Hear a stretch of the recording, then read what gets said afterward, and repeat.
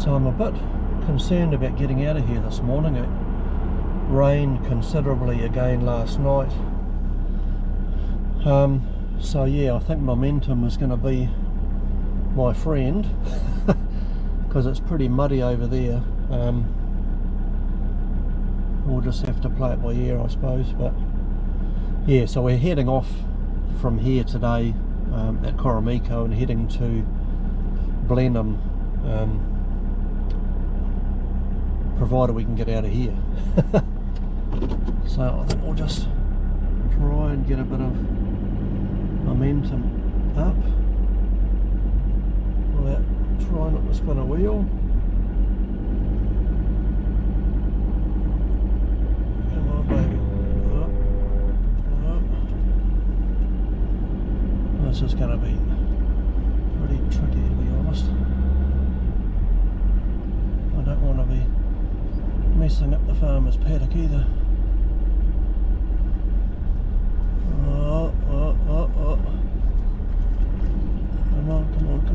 Come on.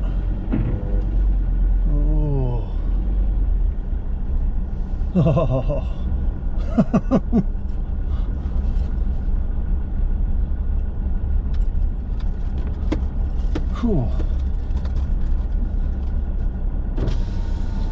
Well, that was a bit spooky. With slipping around. Oh, was it? Hell yeah. Hi, I'm Darren. I'm Shelley. We've chosen early retirement and a life of freedom, adventure and the unknown.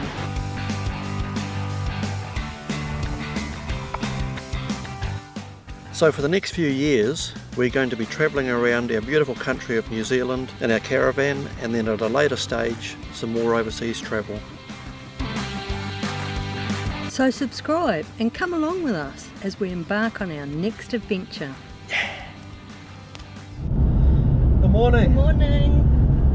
We're currently on our way to Blenheim from Coromiko, as I just mentioned earlier. But we've had one of our subscribers, who was it? Matt. Is, Hi Matt. Yeah, g'day Matt. Thank you very much for being a subscriber. So we did a tips and tricks video. I'll put a link to that in the description. And Matt, one of our subscribers, had requested that there would be a few things he would like to know about our setup and maybe how Darren drives, you know, the automatic when going up hills, towing, etc, etc. So we thought we'd do like a tips and tricks part 2. So one of the questions that Matt had was what was our solar and battery setup? Okay, so we've got, at the moment, we've got 2 AGM batteries. They're 110, I think, amp hour batteries. So we've got 220 amp hours of power, and we've got 2 160 watt solar panels on the roof, and then we've got another portable solar panel, 160 watt. which is another 160 watt. That we can just put on the ground and plug in, just mainly for these winter months when the sun's quite a bit lower, and we can just adjust it to follow the sun around during the day. And that we've only had that for about a month or so, and it does seem to be quite helpful, really. We've never had problems with lack of power over summer. Obviously, the sun's higher in the sky, shining straight down on the panels, and we're bringing in about 20 to 21 volts of power coming in, so it's fine over summer. It's just this time of the year we're only bringing in about 13, maybe 13 to 13.5, sometimes 14 volts. So having that extra panel is really good, but we may look at updating the system at some stage too. So, but that's our current situation. Okay, now heating. Do we have LPG, or he guesses that we probably have LPG, but have we considered a diesel heater? Yes, both.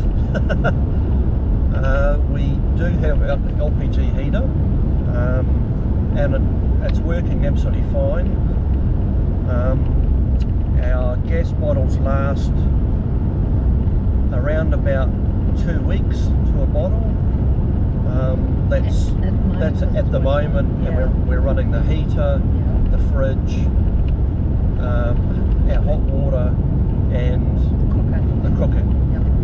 So all of that's running off LPG, and we're getting about 2 weeks to a bottle, which isn't too bad, but it's now what, $35 a bottle or something to fill, so you know, you just got to allow for that, I suppose. We have thought about a diesel heater, and that's some of what this trip is about. If we continue living full time on the road, which at the moment is a high likelihood because we absolutely love it, then I think we will probably upgrade quite a few things. So we will look at upgrading our battery and solar setup, and we will look at probably putting a diesel heater in. And I had looked at, there's a crowd in Christchurch, and they're called Heatport. They're a New Zealand made diesel heater. I'll put a link to them in the description down below. Yeah, and they're a lot cheaper than the what are they, Epispatcher or Besto. Yeah. And they're New Zealand made, so if something goes wrong with it, the parts are sort of readily available here. Yep. So I would think we'd go along with something like that. I think they're about $1,100 or something to put in, or you know, to buy, and then there's obviously installation. So yeah, that's probably what we will do, is put a diesel heater in at some stage. But I want, if we were to do that, I don't want the tank inside the lockers, caravan lockers, because if you get a diesel spill or something while you're trying to fill up the tank, it's going to stink forever and a day. So I'd prefer to have a tank that's on the drawbar or under the caravan, so you can sort of fill a ute up and then take the nozzle along and fill up your diesel tank on the caravan too. So that's our thoughts on that anyway. Now, cleaning the exterior of the van. Cleaning, I'd like to do it a lot more often than we are at the moment. But it's sort of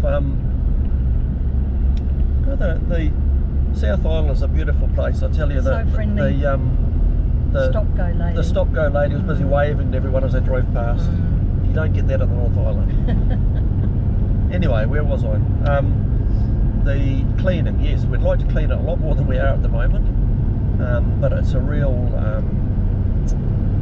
challenge finding somewhere to get a bit of water to, you know, wash it down with. But what we use is Fenwick's Caravan wash, and then after we've washed it, we go over it with another Fenwick's product called Bobby Dazzler. I'll put a link to those in the description as well. Yeah, and the Bobby Dazzler helps the water to bead and just sort of run off, and it puts a real shine on the caravan too. Brilliant, so, really is good stuff. Yeah, it does. It makes it look new, doesn't it? You know, we've had several people comment and say, oh, you know, how long have you had your caravan? And we say, oh, 3 years. And they're like, oh my God, it looks brand new. The Bobby Dazzler, that sprays on, does it, or how? The Bobby Dazzler, you can you mix like a cap full with. It's like a liquid, isn't it? It's a liquid, so you just mix it with water, like one capful to like 5 litres or something, and you can either spray it on with a like a mist, like a sprayer, and then just dry it off, or leave it for that matter, or you can just put it in a bucket of water and just put it on with that soft brush or that pad thing that I've got. You just basically go over the caravan again, and it just puts like a coating on it, I suppose. And it works really well. So. This is brilliant stuff. Okay, so diff lock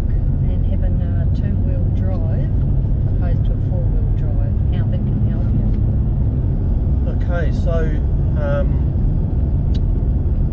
we decided against the four-wheel drive just because of the extra cost in buying it and the amount of times we'd use it. We thought it wouldn't be worth it really.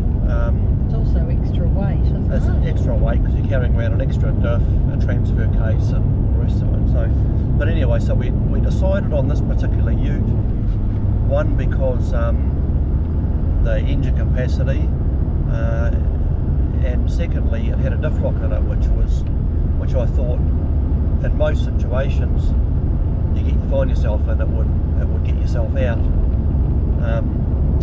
and it certainly has. Last time we were in the South Island, we towed a couple who were stuck on a riverbank. We towed them out. I'll put a link to that video in the description. Yeah, and without the diff lock we wouldn't have done that.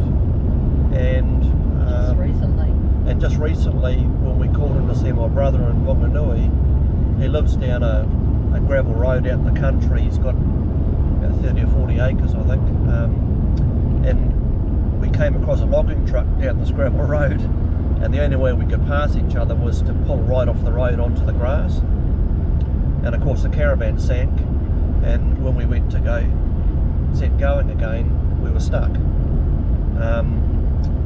and yet putting the diff lock in we were going again. So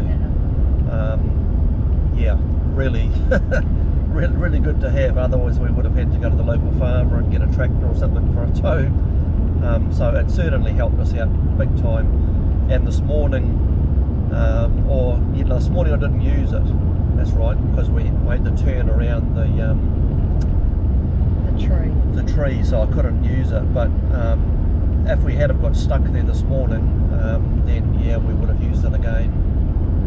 But thankfully we managed to get out. So yeah, that's our diff lock story. Okay, so one of the other questions that Matt had was how do you drive your vehicle being an automatic when you're going up hills? Okay, so mainly I drive it in manual mode as it is at the moment. It's so you bring it across to sports mode and then just use it manually. The Mazda, I think if you look on the site, they recommend driving in sport mode because it keeps the revs higher and it doesn't tend to go into 6th gear unless you're going quite fast, and you don't go that fast with the Caravan. So the key thing really is, especially in the heat of summer, and in Australia they have big problems. They put aftermarket coolers and things on over there. The big thing is not to tow in 6th gear, because it puts a lot of heat into the transmission, which you don't really want to do. So I tend to drive in manual mode when I get to hills, because I like to have more control over it, and I like to use a bit of engine braking going down the hills. So I might chop down a gear going down, and going up the hills I keep it between 2,000 and 3,000 revs. That's where it's the happiest, and it's not straining and it's not over revving. Sometimes I've noticed if I've just put it in, if I've got lazy and I've just clicked over to sport mode and I'm not changing manually, then it'll change itself, but it'll sometimes go up quite high in the rev range before it'll change gear, and I don't really like that, so I prefer to use the manual mode and have more control over it. And on the dash here, you can see what gear you're in there. Shilly wobbling with the camera. Yeah, so it tells you what gear you're in. So if I click it down a gear, for example, you can see it's in 4th. At the moment we're in 5th gear. Oh, we're actually going over 100k. Now I'll slow this down to slow this down to say 95, and we're doing just over 2,000 revs. So it is in a really good spot, and 5th gear towing the Caravan, it's really good for what you wanted. And the Caravan we're towing, the Bailey rangefinder, with all our gear in there, is about, we put it on the scales, didn't it? It was 2,300. It was 2,350, but then we put the new mattress in it, so it's probably, it'll be getting up to sort of 2.4 tonne maybe. So yeah, it's an ideal size Caravan for this ute. Yeah.